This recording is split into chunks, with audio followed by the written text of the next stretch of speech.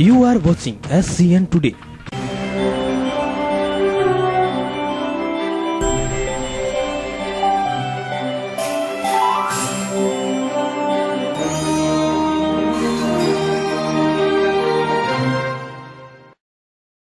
नमस्कार, मैं लक्ष्मीकांत ओझा हाजिर हूं लेकर आज का हलचल कार्यक्रम। सबसे पहले एक नजर आज की मुख्य हलचलों पर।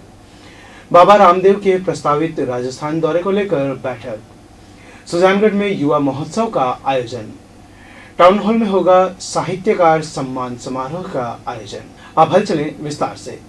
पतंजलि योग समिति चूरू की जिला इकाई की एक बैठक चूरू स्थित काली कमली आश्रम में आयोजित की गई।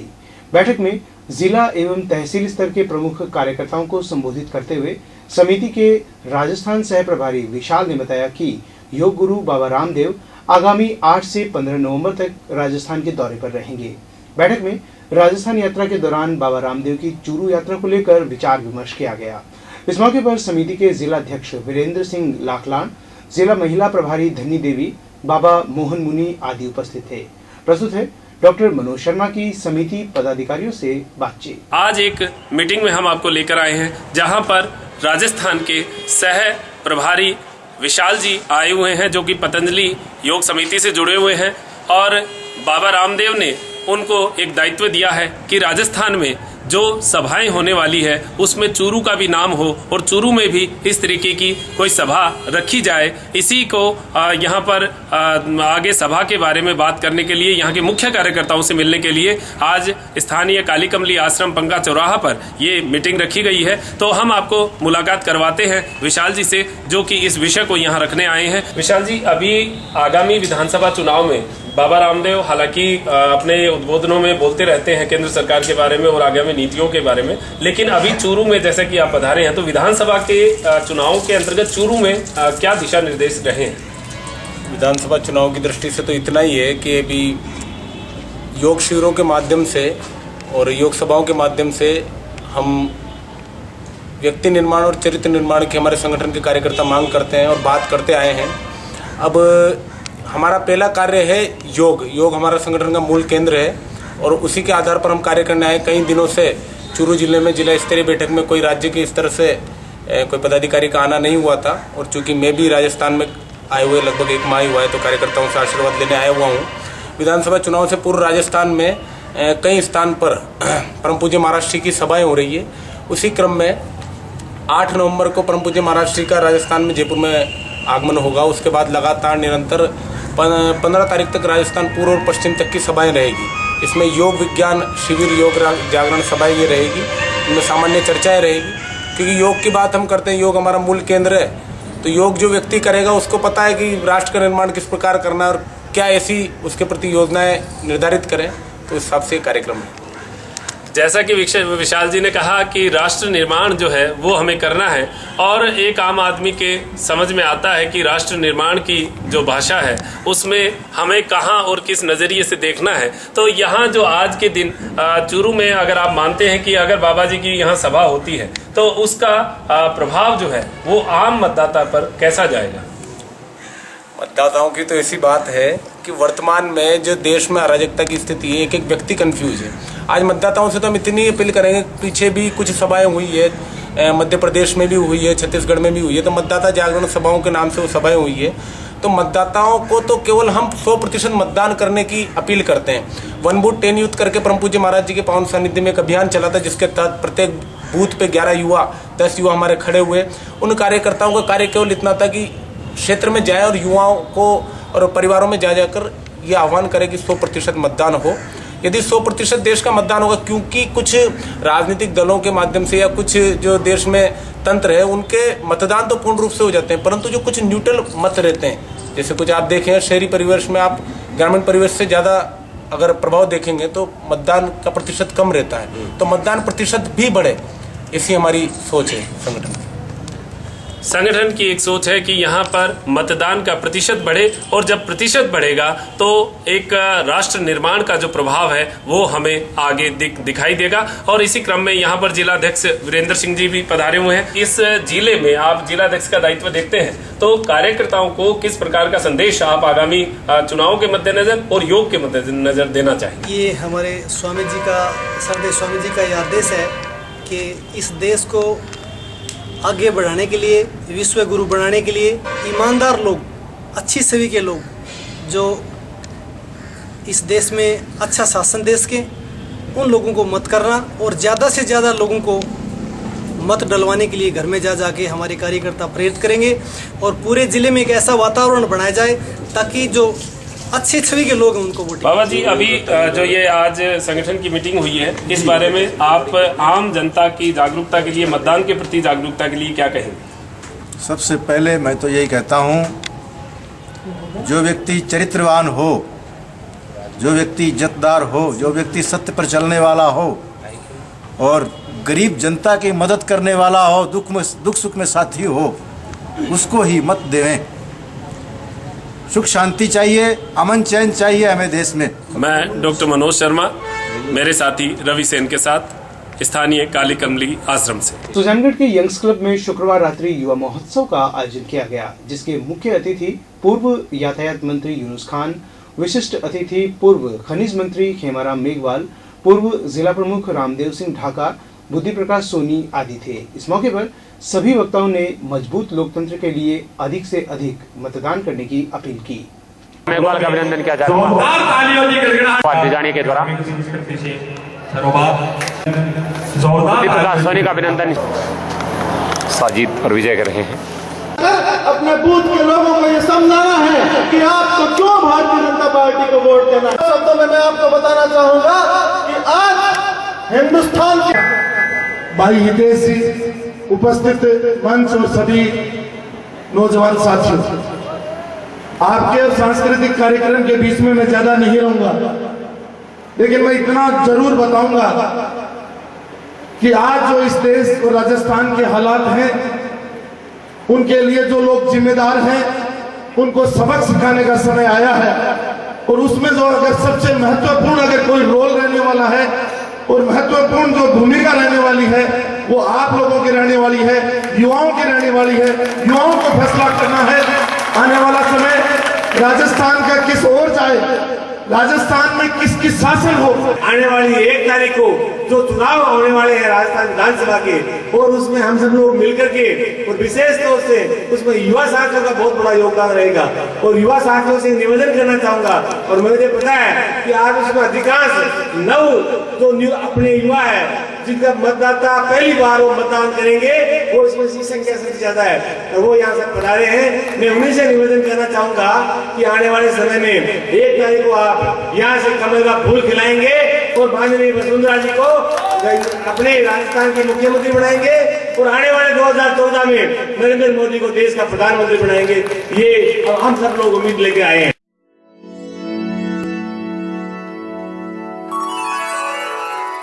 यूं तो कई बार मुझे हंसते देखा है, पर ये हंसी कुछ और है। ये गहना मुझ पर जचता है, पर ये महज एक गहना नहीं। ये रूपरेखा है मेरे मन की, हंसती खिलखिलाती लहरों की, जो आतुर थी अब तक मुझ पर सजने को। इसलिए ये गहना ही मेरा सच्चा श्रृंगार है, श्रृंगार है, श्रृंगार है। Mahalakshmi jewellers and hallmark showroom, खरा सोना सुरक्षित भविष्य। हमारा पता नानी बाई मर्दा स्कूल के सामने, पंखा रोड, केशव पथ, चूरू। Phone number 01562251081।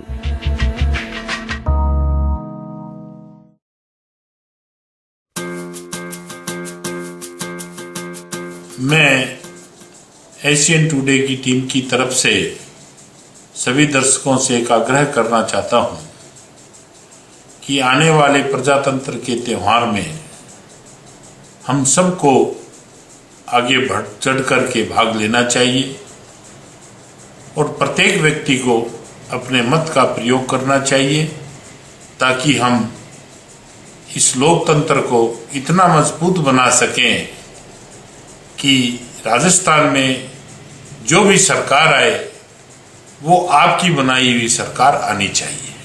धन्यवाद।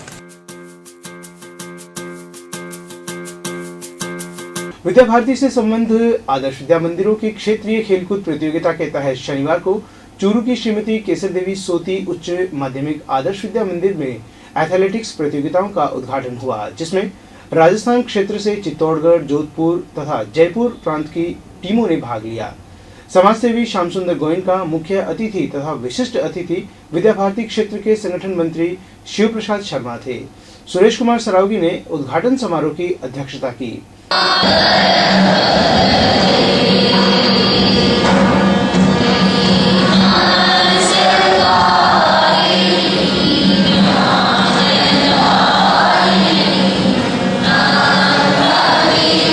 और भामाशाह है।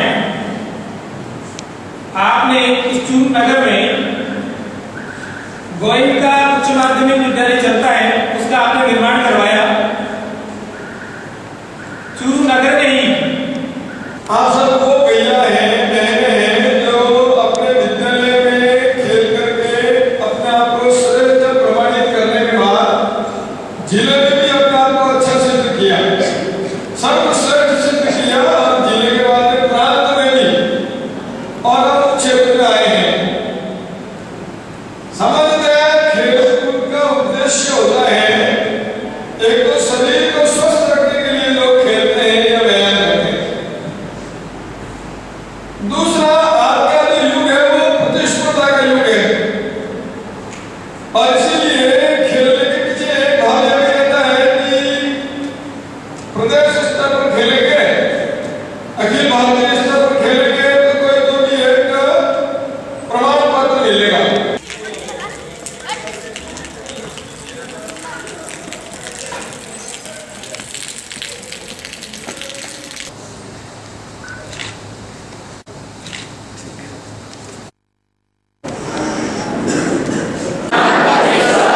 एवं पूर्वजों का स्मरण कर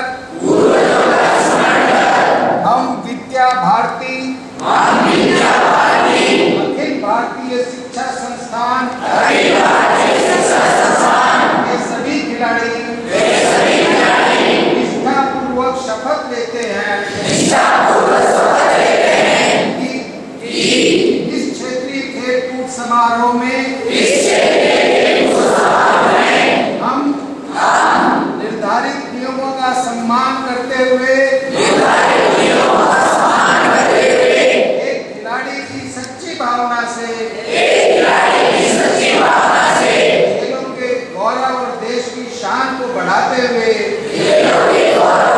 संयोजक ओम प्रकाश मील ने बताया कि छात्र छात्राओं की 14, 17, 19 वर्षीय खिलाड़ी एथलेटिक्स की विभिन्न दौड़ कूद तथा फेंक की प्रतियोगिताएं आयोजित होगी। आज का ये कार्यक्रम हमारी विद्या भारती अखिल भारतीय शिक्षा संस्थान के द्वारा आयोजित है, जिसमें क्षेत्रीय एथलेटिक्स खेलकूद प्रतियोगिताओं का आयोजन किया जा रहा है।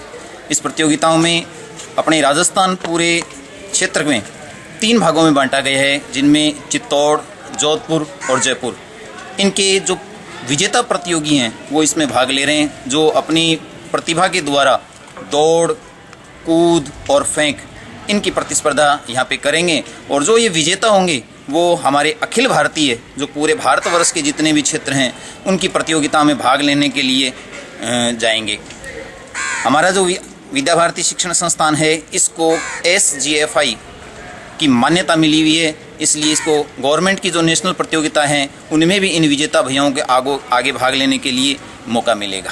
कमला गोयनका फाउंडेशन की ओर से वर्ष 2013 के राजस्थानी साहित्य पुरस्कार वितरण समारोह का आयोजन रविवार शाम 4 बजे शहर के मातुश्री कमला गोयनका टाउन हॉल में किया जाएगा। समारोह के दौरान पूर्णमल सपेरा एंड पार्टी की ओर से रंगारंग सांस्कृतिक प्रस्तुतियां भी दी जाएगी।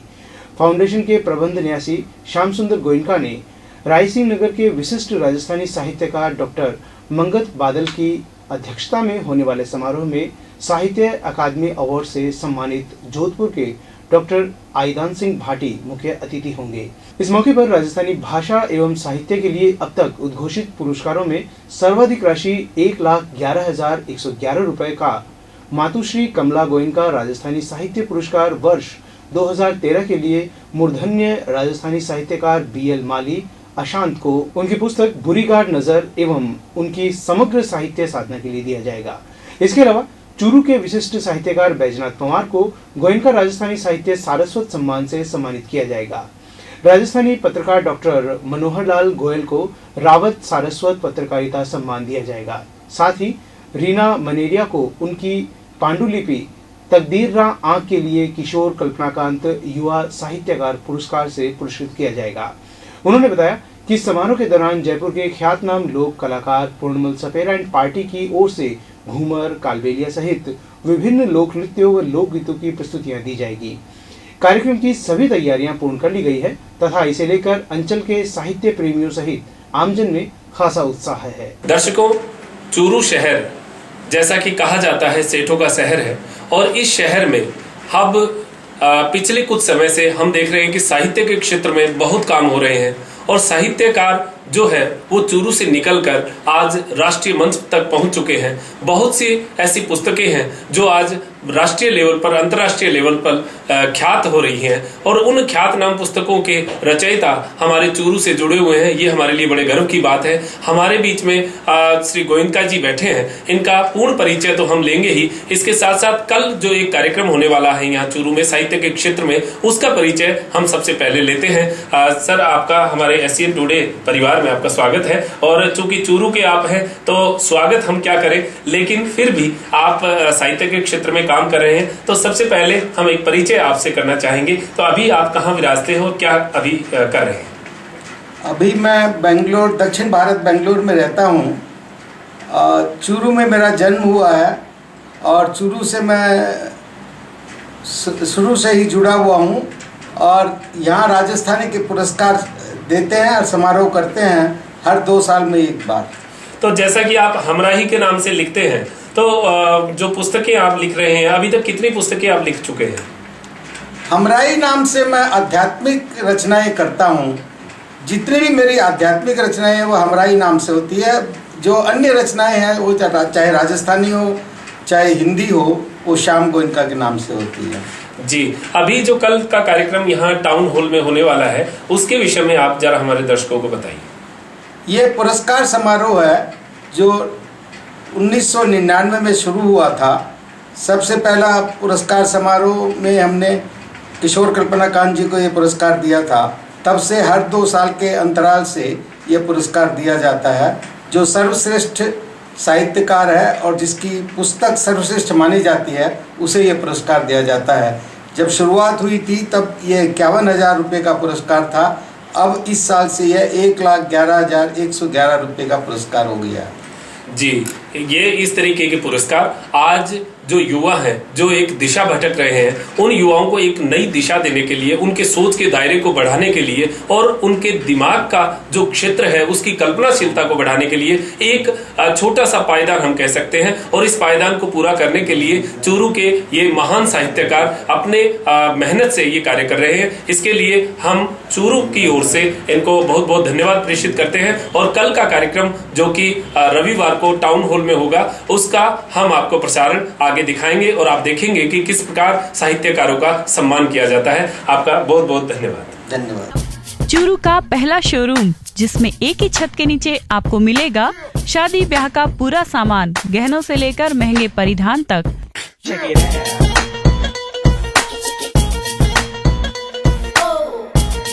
स्वर्ण आभूषणों का खजाना जिसमें शामिल है रानी हार, चूड़ी, कड़ा सेट, मंगलसूत्र, चैन, बाजू बंगड़ी, पूंछी, रखड़ी, अम्हेल, टेवटा, हंसली, चांदी की पायल, शुद्ध चांदी के बर्तन, 99% शुद्ध चांदी के सिक्के हर समय तैयार मिलते हैं। इसके साथ ही आपको मिलेगी दुल्हन की बरी, पीला चुनरी, सग्गी जी का पीला, fancy sari, salwar suit, fancy ladies कुर्ते, बेडशीट, शादी ब्याह में लेन देन के समस्त वस्त्रों का विशाल संग्रह डीबी अलंकार ज्वेलर्स एवं साड़ी शोरूम, मैन मार्केट, सफेद घंटाघर के पास, चूरू। संपर्क करें।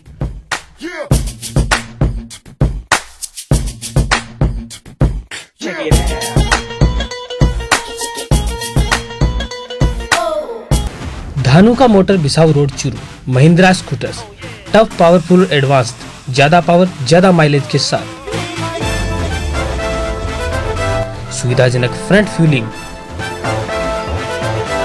Modern digital dashboard, advanced telescopic suspension, सबसे बड़ा storage, Z series engine, festival offer, मुफ्त लाइफ टाइम रोड टैक्स अनुमानित ₹2000। Dhanuka motor Bisau road Churu.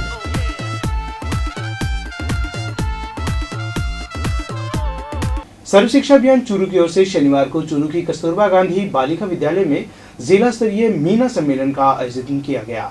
सम्मेलन में चूरू के 6 तहसील स्तरीय ब्लॉकों से मीना मंच की छात्राओं ने भाग लिया। उद्घाटन सत्र में सर्व शिक्षा अभियान जयपुर में बालिका शिक्षा की ओर से आए भंवर लाल, एडीपीसी गोविंद सिंह राठौड़ व प्रधानाचार्य श्रीमती प्रकाश बतौर अतिथि मौजूद थे। प्रतियोगिता निर्देशक मुकुल भाटी ने विभिन्न प्रतियोगिताओं की रूपरेखा के साथ संचालन किया। जिले में वैसे तो बहुत सारे गांव हैं, शहर हैं, नगर हैं, लेकिन 1-2 गांव या शहर ऐसे हैं जिनमें कोई मात्रा नहीं आती, लगमात्रा, बिना लगमात्रा को गांव। कौन सा है बताओ? कहते हैं ना, कुत्ते के बच्चे को पिल्ला कहते हैं और सांप या सांपिन नागिन के बच्चे को सपोला कहते हैं। तो बताओ मेंढक के बच्चे को क्या कहते हैं? बिल्कुल तो मिले ही नहीं। 5 आदमी एक दीवार को मिलकर 2 दिन में पूरी बना देते हैं। 5 आदमी, आप भी सुनना चाहिए, आपके पास भी आ सकता है ये क्वेश्चन। 5 आदमी एक दीवार को मिलकर 2 दिन में पूरा बनाते हैं, 10 आदमी उस दीवार को कितने दिन में बनाएंगे? जिला स्तरीय मीना मंच सम्मेलन का आयोजन किया जा रहा है। इन मीना मंच सम्मेलनों का सबसे पहले नोडल स्कूल में आयोजन हुआ था, उसके बाद ब्लॉक स्तर पर, अब ये यहाँ पे जिला स्तर पर हो रहा है और 24 जनवरी को यही सम्मेलन राज्य स्तर पर जयपुर में आयोजित किया जाएगा।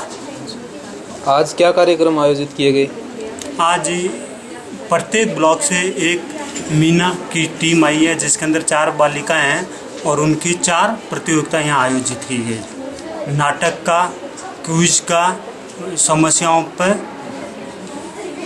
ये गतिविधियाँ आयोजित की जा रही है। आज पूरे जिले की यहाँ जो मीना मंच का आयोजन किया जा रहा है, इसका मुख्य उद्देश्य ये है कि बच्चियों में कॉन्फिडेंस आए और बच्चियाँ आगे बढ़ कर के काम करें और उनमें सेल्फ कॉन्फिडेंस जागृत हो।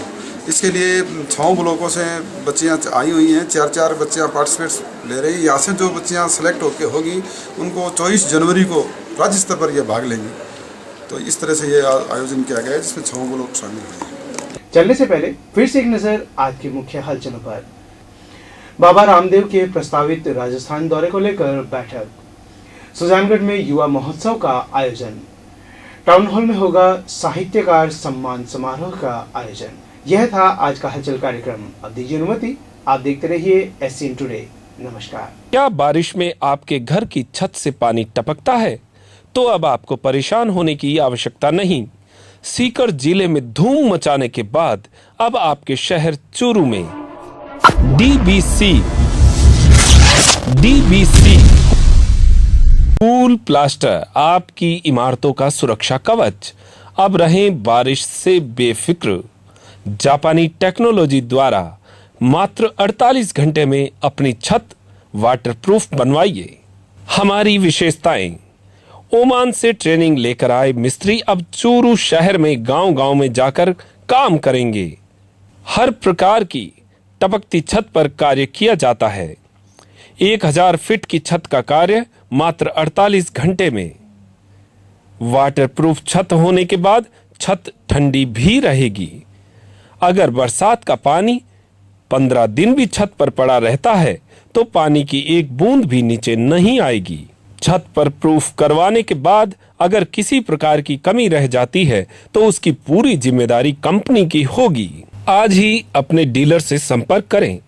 अजीज खान, कॉलेज ग्राउंड के पास, वार्ड नंबर 13, नया बास, चूरू। Mobile number 978-269-4346।